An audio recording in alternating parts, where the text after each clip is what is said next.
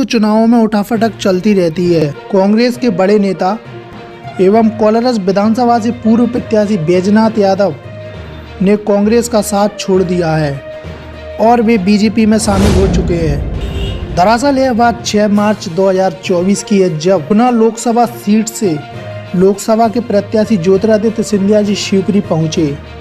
यहां उन्हें बीजेपी कार्यालय पर कार्यकर्ताओं के साथ मीटिंग करना थी।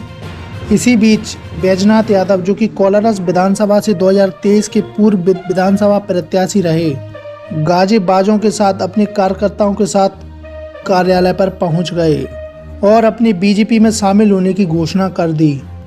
उनके साथ सैकड़ों कार्यकर्ताओं ने बीजेपी की सदस्यता ग्रहण की।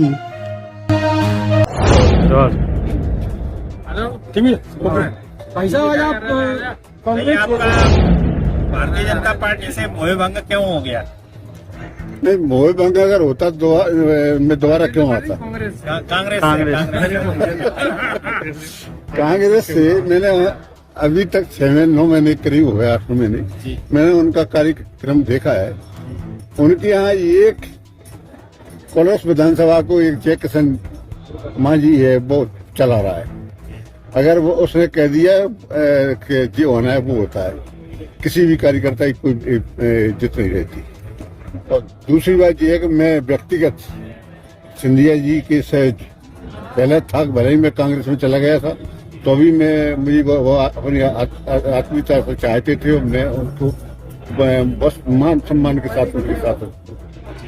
आज भी आज से 15 दिन पहले मैं दिल्ली गया था और उनसे कह आया था कि जिस दिन आपका टिकट फाइनल हो जाएगा उस दिन मैं भाजपा में जाऊंगा।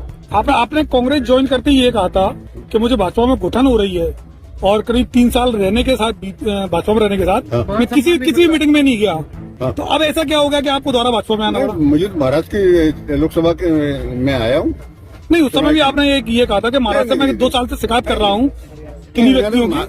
जिन व्यक्तियों की शिकायत करी थी जी, उनके कारण उन्होंने मुझे तकलीफ दी, जब तो मैं कांग्रेस का टिकट मांगा। हाँ, नहीं, लेकिन आप पे तो एक तरह से भारत पे आरोप था ना कि महाराज का तो मैंने एक शब्द नहीं लिखा। नहीं, आपने कहा था, दैनिक भास्कर में छपा भी था, आपने कहा था। मैंने कभी नहीं कहा 2 साल मैंने महाराज से शिकायत की है, उसके बाद आज ये कहा था। आप जो कह रहे हो महाराज फिलहाल नहीं, महाराज फिलहाल तो नहीं, मतलब महाराज साहब ने ये कहा था कि मुझे सम्मान दिया, मैंने हमेशा उनका आदर किया और सम्मान कर। अब क्या लगता है आपको, जब आप उस समय घुटन हो रही थी भाजपा में, अब कांग्रेस चले गए? आज महाराज ने मुझे बुलाया, मैं आ गए। अच्छा, महाराज ने बुलाया इसलिए लोकसभा चुनाव आ गए? महाराष्ट्र के साथों में तो महाराज का साथ आपने विधायक के टिकट के लिए छोड़ा था क्या?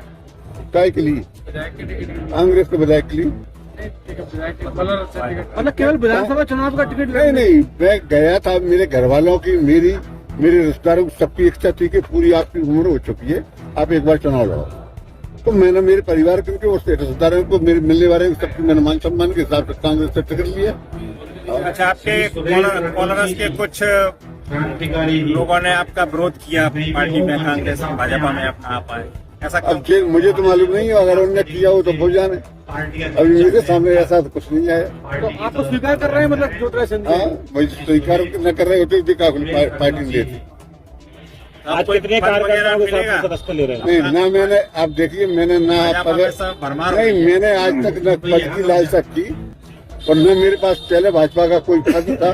कार्यकारिणी एक आमंत्रित सदस्य था, ऐसा कोई पद नहीं था।